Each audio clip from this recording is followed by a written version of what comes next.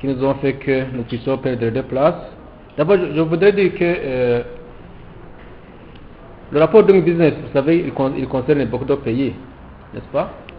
Et si le Burundi est en train de mener des réformes, n'est-ce pas, il y a, même les autres pays, n'est-ce pas, sont aussi en train de réformer. Donc ce n'est pas à dire que si le pays requiert d'une place ou de 2 places, ce n'est pas à dire que le pays n'a pas fait de réformes, c'est peut-être par rapport au nombre de réformes que le pays a faites par rapport à d'autres pays. Mais bien évidemment, ce n'est pas à dire que le Burundi a terminé son chemin en termes de réformes à faire. Nous continuons à mener des réformes, mais on ne devrait pas conclure que si le pays a reculé, c'est que le Burundi n'a rien fait. Le Burundi a continué à mener des réformes, et c'est pour cela que sur certains indicateurs d'ailleurs, il est classé parmi les meilleurs. Et donc le Burundi va continuer à mener ces réformes. Comment est-ce que nous protégeons les investisseurs? La protection des investisseurs passe d'abord par la mise en place d'un cadre légal qui est approprié. Et c'est ainsi que l'API, en collaboration avec les structures du gouvernement, a mené des réformes dans les différents secteurs, en commençant par le cadre légal. Et nous avons travaillé sur plusieurs projets de loi. Et nous avons travaillé sur la loi. Nous venons d'abord de terminer de revoir le code des investissements, qui est une loi fondamentale, qui est une loi principale et importante pour la gestion des avantages liés aux investissements. Mais aussi, nous avons travaillé sur d'autres lois comme la gestion de la faillite. Maintenant, nous sommes en train de travailler sur, d'ailleurs, le travail est avancé sur le code des sociétés pour pouvoir effectivement améliorer et pouvoir protéger les investisseurs. Et d'ailleurs, il y a un indicateur même au niveau du Doing Business qui concerne la protection des investisseurs minoritaires. Et le service en charge est en train aussi de travailler.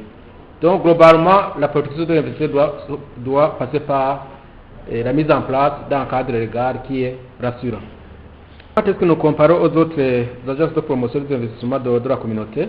Il faut savoir que l'API d'abord du Burundi, c'est une institution relativement jeune. Elle est jeune par rapport à d'autres API de la sous-région.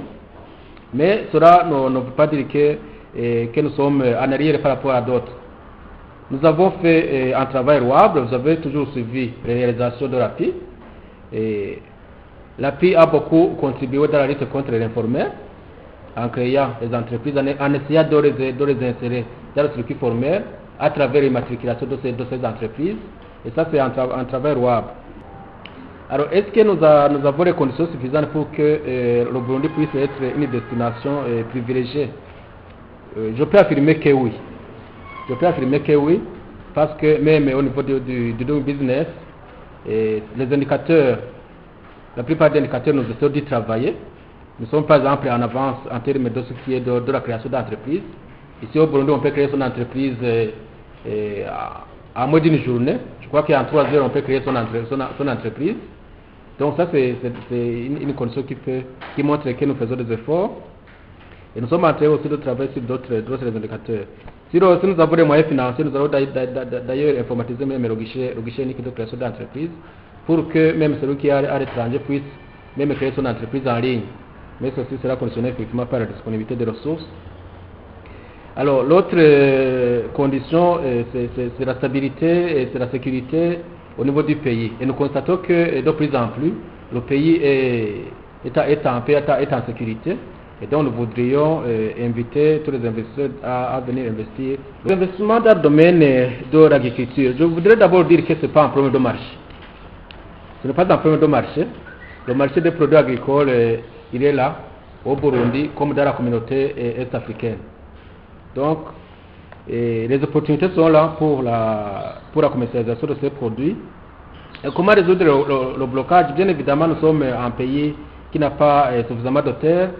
Et je crois que la question comment est-ce qu'on peut résoudre le problème, c'est de pouvoir faire une sélection des produits pour lesquels le Burundi peut présenter un avantage comparatif par rapport à d'autres pays. Actuellement, par exemple, le Burundi exporte le café et le thé, mais on peut voir qu'il y a d'autres cultures non traditionnelles qui peuvent générer même les devises. sur lesquels peut-être les investisseurs devraient s'intéresser. Il y a la filière des huiles essentielles, il y a les fruits et légumes, il y a la filière des fleurs, n'est-ce pas? Donc c'est des filières qui peuvent être intéressantes pour les investisseurs qui veulent s'intéresser donc à l'agri-business.